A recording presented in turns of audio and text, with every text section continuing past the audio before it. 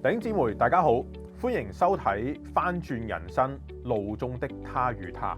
呢個系列咧，一共會有12集嘅內容。我哋會喺路加福音裏邊咧睇3組嘅人物，每一組人物咧都係一男一女，並且我哋從中去討論關於信心啦、錢財啦同埋盼望呢3個題目。今集咧我哋先講信心。喺我哋信仰嘅生活裏邊啦，好容易都會遇到一個類似嘅時刻。就係咧神嘅計劃或者神嘅話語心意臨到我哋身上嘅時候，卻係咧同我哋嘅慣性啦，或者我哋嘅理性啊，過往嘅經歷咧係有所違背嘅，係超乎咗呢啲嘅經驗嘅，有陣時咧會令我哋感到相當之為難。喺呢個時候，弟兄姊妹，我哋嘅真實內心反應係點嘅咧？今日咧我哋就要睇路加福音開篇第1章嘅2個關鍵嘅人物。一個咧係一位年老嘅祭司撒迦利亞，另一位咧係一位平凡嘅鄉村女子瑪利亞。呢2個人物佢哋都聽到一個來自神所差嘅天使帶俾佢哋嘅訊息，但係呢一個訊息咧都對於佢哋人生嚟講，幾乎可以話係一個不可能嘅任務。而佢哋嘅反應咧，將會成為我哋照出我哋內在光景嘅2面鏡子啊！首先咧，我哋睇撒迦利亞。路加福音咧話佢係一位義人啦，話佢咧係無可指責嘅。佢同佢嘅妻子伊麗莎白咧，人生中唯一嘅最大嘅遺憾就係佢哋冇仔，佢哋冇生到下一代出嚟。而呢一個喺當時嘅文化裏邊咧係一個羞恥嚟嘅。可以想像佢哋既然佢哋係一個敬虔嘅家庭所以咧佢哋為咗呢件事大概已經禱告尋求神咧有好多年嘅時間。佢哋盼望好似佢哋嘅祖宗亞伯拉罕咁樣可以經歷同樣嘅神蹟。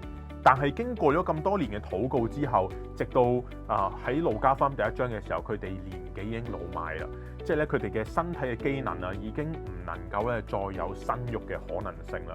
喺呢個時候，可能咧連佢哋自己都放棄咗當初嘅呢個願望，成為佢哋內心咧大概係一生嘅一個遺憾。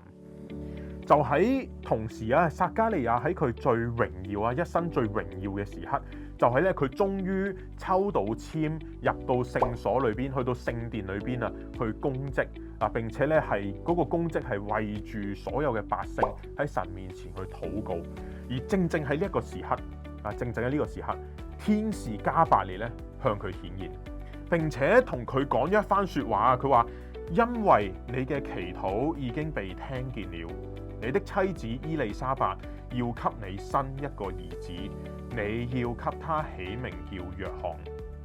然後去到17節佢就話啦：他必有以利亞的心智能力。頂之為呢個係何等大嘅喜訊係嘛？佢夢寐以求所想要嘅應許同埋答案加百列咧俾咗佢。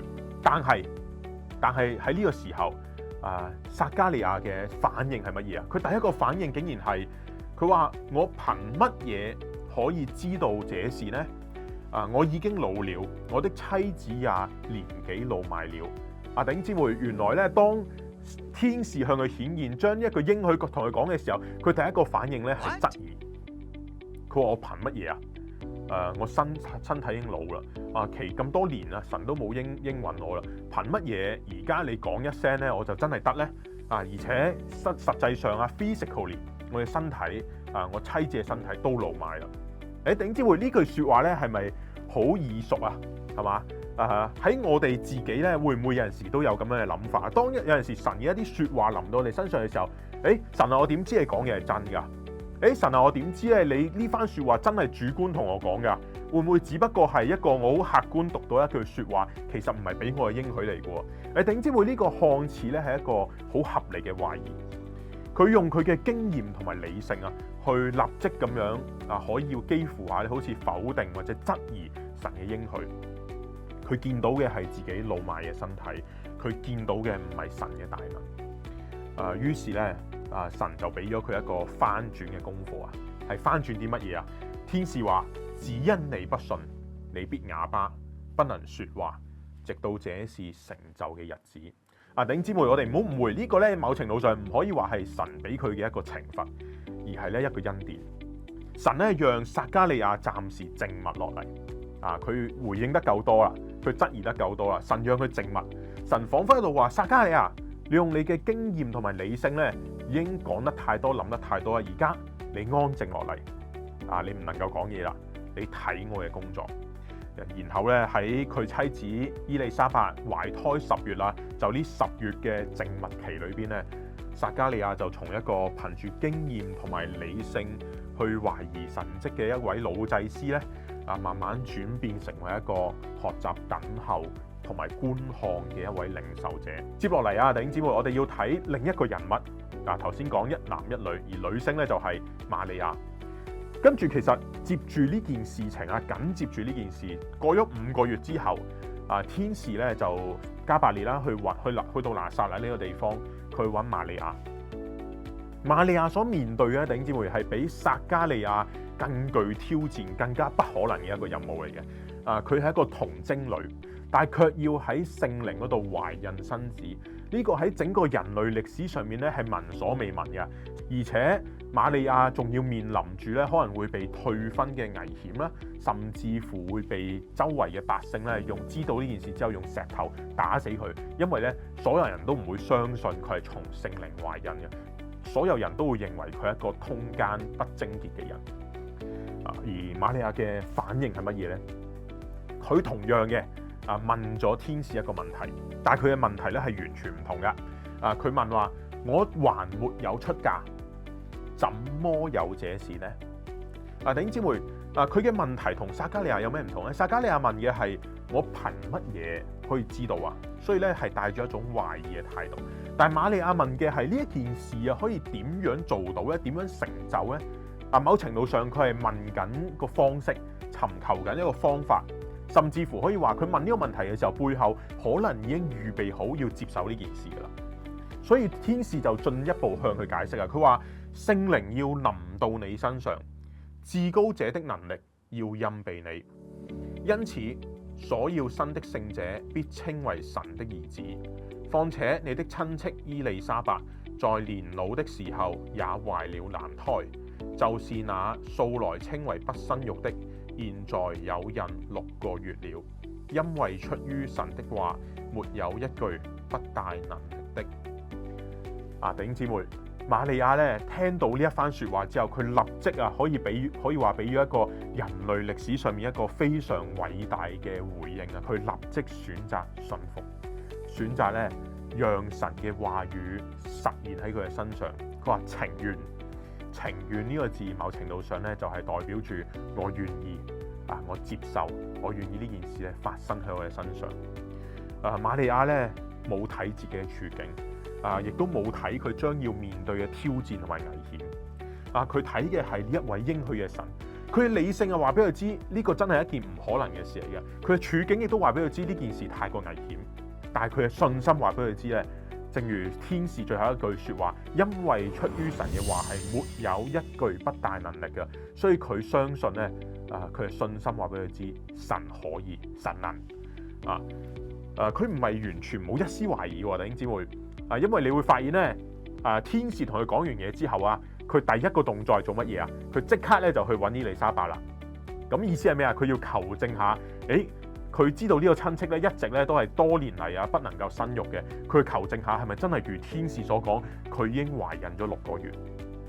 因為咧上文又提到伊麗莎白嘅懷孕咧係隱藏嘅，冇同任何人講嘅，所以咧瑪利亞都唔知道，佢即刻就去尋求咧印證係咪真係發生咗呢件事。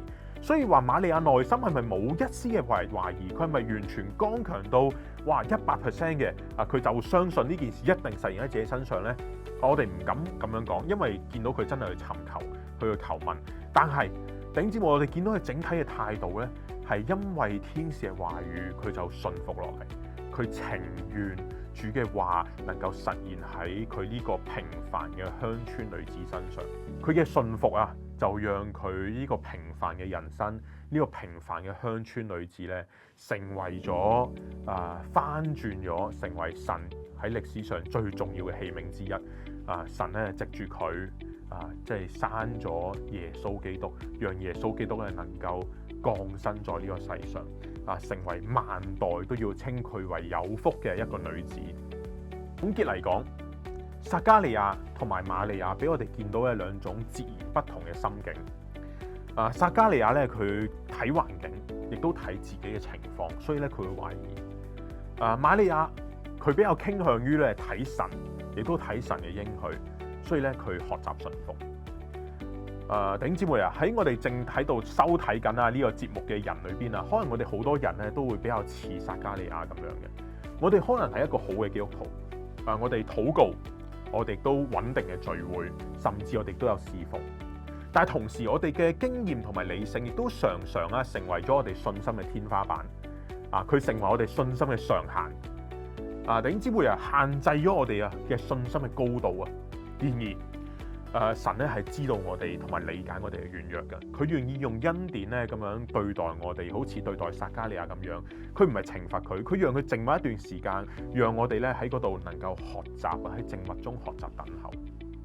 但係神咧更加呼召我哋，唔單止咧係學習等候，更加咧學習咧好似瑪利亞嗰種咁單純嘅信心。今日咧或者係神喺度呼召你放低手下嘅工作去服侍，或者咧係呼召你去饒恕一個曾經傷害得你好緊要嘅人，又或者係呼召你喺一個唔可能人睇嚟都唔可能嘅困境裏邊，仍然持續咁樣去信靠佢，同埋相信佢喺你生命中嘅美意。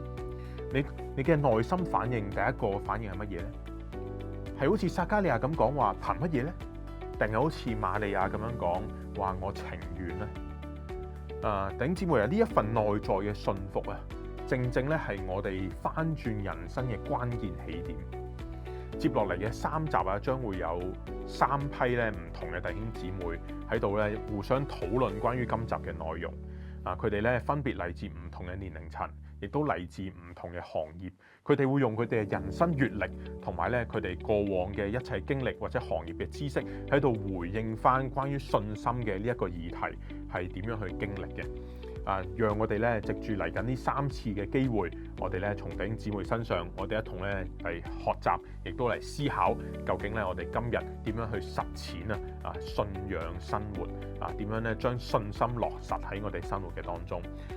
弟兄姊妹，並且咧經過嚟緊呢3集嘅回應之後，跟住落去我哋就要嚟睇對於我哋信心一個最具體嘅挑戰，就係金錢喺我哋生命中咧又係點樣嘅咧？弟兄姊妹，下集咧我哋再見。即係我有時即係可能神 even 咁樣同我講嘅時候，我都要睇下究竟係咪 work 㗎。對於撒迦利亞嗰種合情合理嘅懷疑係更加貼切去形容到我自己咯。要講嘢最虛嘅。我哋而家係會合情合理會揀配偶㗎嘛，係咪先？即係要冇理由揾個矮過你嘅，冇理由揾個。但係有時咧，神就話嗱，你繼續好似瑪利亞咁樣，咁尷尬。